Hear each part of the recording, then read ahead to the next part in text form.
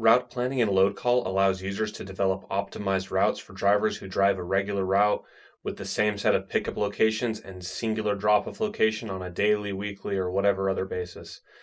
The route planning tool makes it easy to optimize a route by using Google Map waypoint optimization, and it'll also give you traffic estimates for best conditions, worst conditions, or average conditions. So let's go ahead and create one of these and see how it works. So for those that are already created, you can click on the three-dot menu to either view the route or delete the route. But we're going to go ahead and click on the green New Planned Route button up here at the top.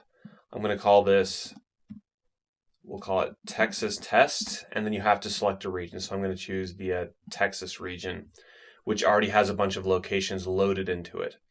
So when I come into here and click Create, it'll automatically take me to this page, and you're going to see a map with all of my different locations loaded in. So you can make the map bigger or smaller depending on how you want to, or what you want to see at any given point. And we'll kind of work through this here. So there's a back button at the top, and you'll notice the lock button is not enabled to be clicked because we haven't gone through and put in the required fields. So down here, as we scroll down, you can see we have all of the different locations.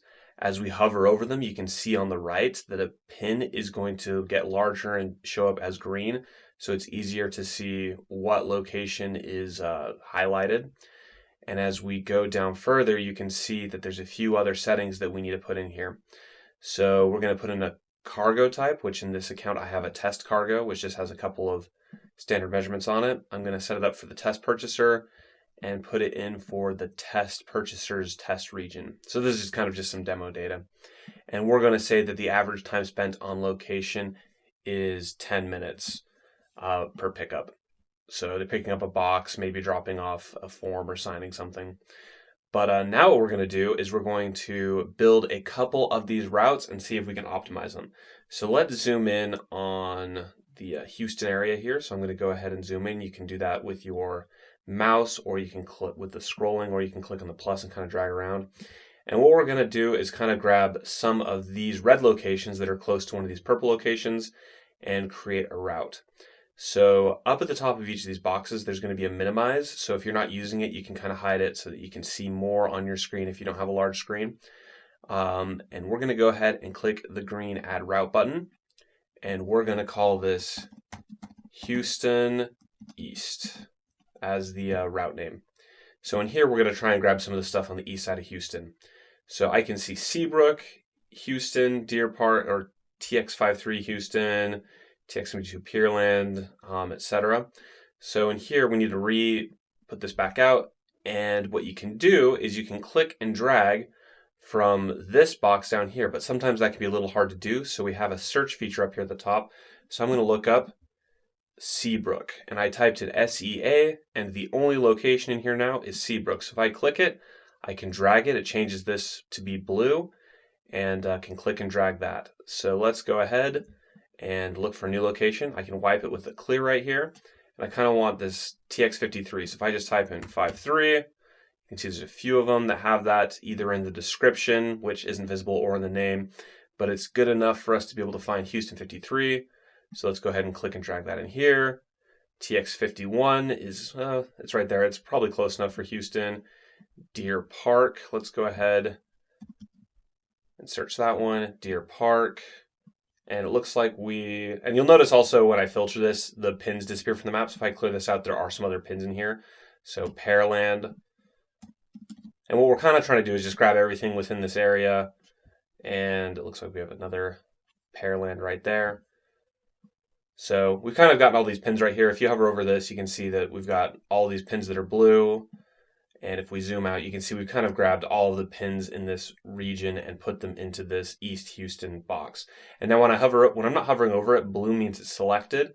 And when I hover over each of them, you can see that it turns green. And when I'm not hovered over the box, you can see that the pins turn yellow. So I could go ahead and create another route in here. I'm going to call this Port Arthur, and we're just going to add the Port Arthur location to this one. So you can kind of see the difference. When I'm highlighted over this one, they turn blue and green, and then Port Arthur is not, and then when I hover over it, it's green. So now that we have this route in here, the only thing that we're missing is a drop-off location. These red pins were all the pickup locations. We need to go ahead and choose which one we want to start at, as well as choose the destination. So for the destination, we're going to go ahead and choose Houston 3 from this list, which in this case, these are a bunch of FedEx locations. So let's go ahead and find Houston 3 in here.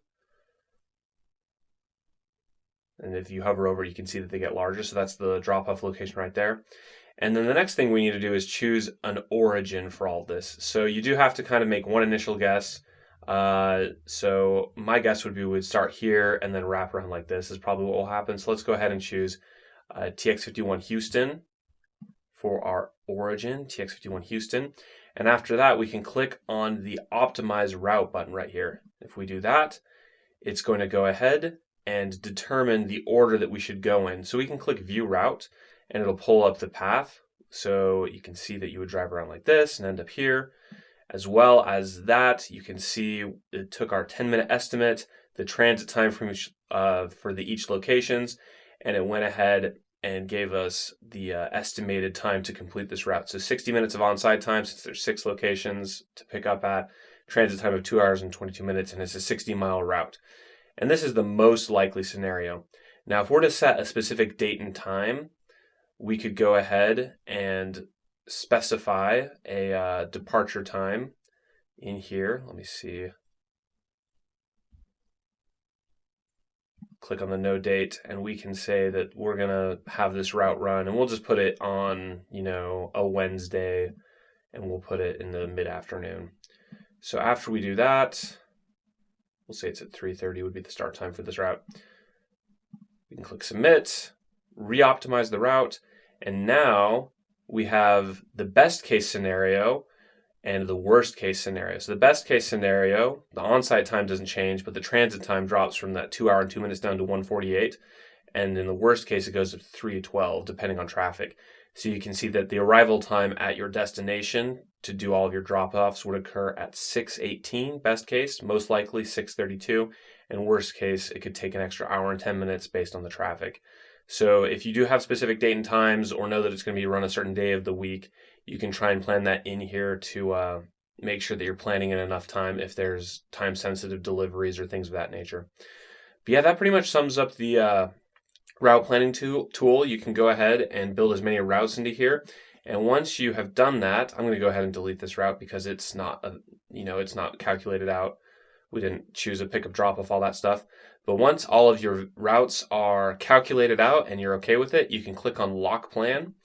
And what that lock plan is going to do is you're not going to be able to add or remove locations anymore to any of these. You're not going to be able to re-optimize them or anything.